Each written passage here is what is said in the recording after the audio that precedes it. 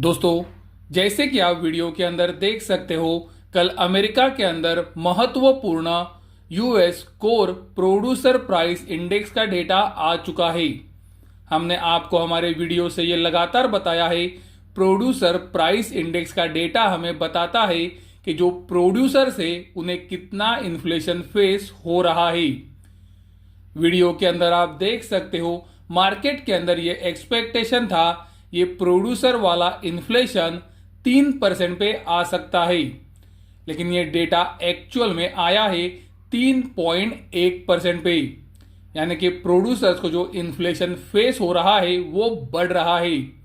अगर आप इसे पिछले महीने से कंपेयर करते हैं तो हमें पता चलता है कि पिछले महीने कोर प्रोड्यूसर प्राइस इंडेक्स 2.9% पे था और ये महीने ये 3.1% पे आया है, यानी कि इन्फ्लेशन बढ़ रहा है। उसी तरह से आप प्रोड्यूसर प्राइस इंडेक्स का डेटा भी देख सकते हो। ये डेटा भी हमें प्रोड्यूसर्स को फेस होने वाला इन्फ्लेशन बताता है। मार्केट के अंदर ये एक्सपेक्टेशन था ये डेटा 2.3% पे आ सकता है, लेकिन ये डेटा एक्चुअल में आया है 2.4% पे। यानी कि ये डेटा भी हमें बता रहा है कि इन्फ्लेशन बढ़ रहा है।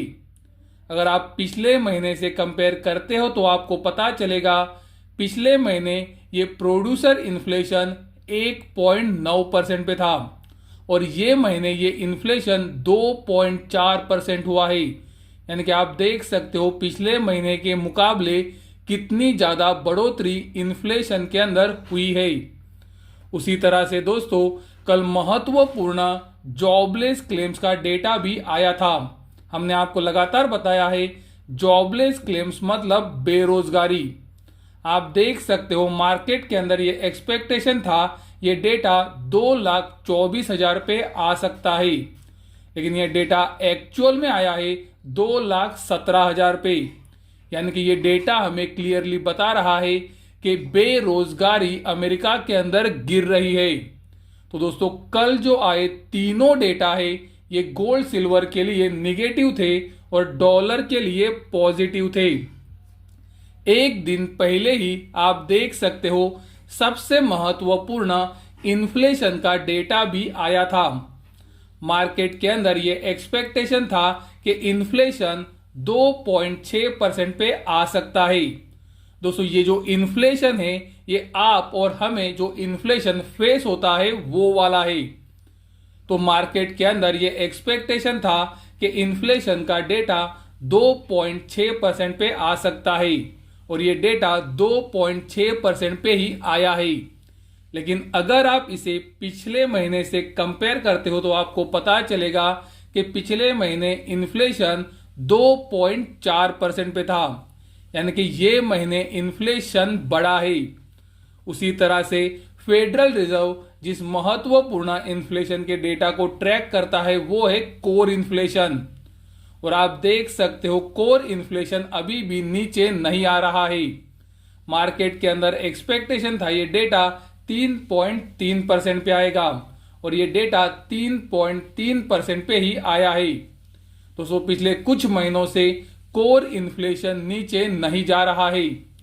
तो जैसे कि हमने अभी वीडियो के अंदर देखा कि कंटिन्यूअसली इन्फ्लेशन ऊपर आ रहा है और हमने आपको हमारे वीडियो से ये लगातार बताया है कि अगर इन्फ्लेशन ऊपर आएगा तो वो गोल्ड सिल्वर के लिए प्रॉब्लम क्रिएट करेगा।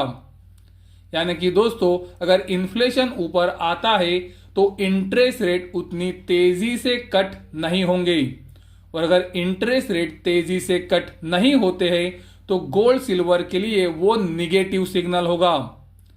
मुझे पता है हमारे कुछ दोस्त हमें बताएंगे कि इन्फ्लेशन का ऊपर जाना गोल्ड सिल्वर के लिए पॉजिटिव होता है। तो मैं आपको वीडियो के अंदर दिखाना चाहूंगा कि पिछली 2 बार क्या हुआ है जब इन्फ्लेशन ऊपर गया है। तो चलो एक बार देख लेते हैं। इन्फ्लेशन और गोल्ड का ये महत्वपूर्ण डेटा देखने से पहले मैं आपसे रिक्वेस्ट करूंगा कि अगर आपको हमारे वीडियो से थोड़ा भी फायदा होता है तो हमारे वीडियो को लाइक जरूर करें। अगर आप हमारे वीडियोस को लाइक करते हो तो इससे हमें और वीडियो बनाने का मोटिवेशन मिलता है। आप हमारे काम को लाइक बटन दबाकर एप्रिसिएट करते हो, ऐसा हम मानते हैं। लाइक बटन दबाने के लिए आपको सिर्फ 1 सेकंड का समय लगता है, तो मुझे उम्मीद है आप इतना समय तो हमारे लिए निकाल ही सकते हो। उसी तरह से अगर आपको वीडियो पसंद आता है तो हमारे वीडियो को आपके दोस्तों के साथ, उसी तरह से रिश्तेदारों के साथ भी जरूर शेयर करें, ताकि ये महत्वपूर्ण जानकारी उनको भी पता चल सके।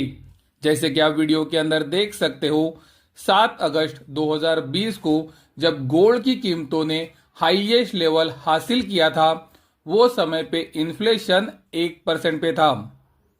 और आने वाले समय में आपने देखा कि इन्फ्लेशन किस तरह से ऊपर आया।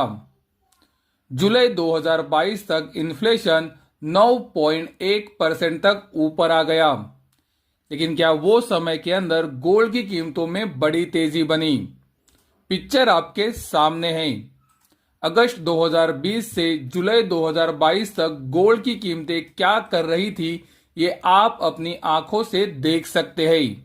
और वही समय पर इन्फ्लेशन 1% से 9.1% तक ऊपर चला गया और गोल्ड की कीमतों ने आपको 0% का रिटर्न दिया। मैं तो कहूंगा कि गोल्ड की कीमतों ने आपको बहुत ही बड़ा निगेटिव रिटर्न दिया। उसी तरह से आप अगस्त 2016 से जुलाई 2018 का चार्ट भी देख सकते हो। अगस्त 2016 के अंदर इन्फ्लेशन 0.8% था और गोल्ड की कीमतें हाईएस्ट लेवल पर थी, यानी कि वो समय के हाईएस्ट लेवल पर। और उसके बाद आप देख सकते हो जुलाई 2018 तक इन्फ्लेशन सिर्फ ऊपर गया और इन्फ्लेशन 0.8% से 2.9% हो गया। लेकिन गोल्ड की कीमतों के अंदर साइडवेज काम हुआ और 2016 के अंदर, यानी कि अगस्त 2016 के अंदर जो गोल्ड ने हाई बनाया था, वो भी गोल्ड नहीं तोड़ पाया और उसके बाद से गोल्ड के अंदर सिर्फ निगेटिव रिटर्न ही बना था।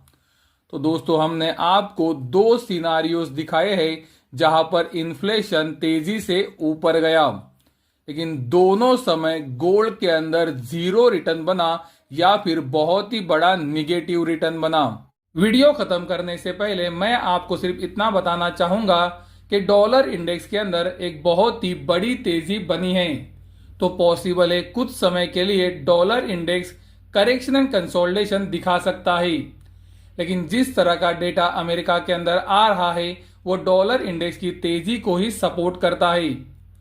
तो अगर कुछ समय के लिए डॉलर इंडेक्स कंसोलिडेट करता है तो वो समय पे गोल्ड सिल्वर के अंदर उछाल भी दिख सकता है, लेकिन मुझे नहीं लगता है गोल्ड और सिल्वर का करेक्शन अभी भी खत्म हुआ है।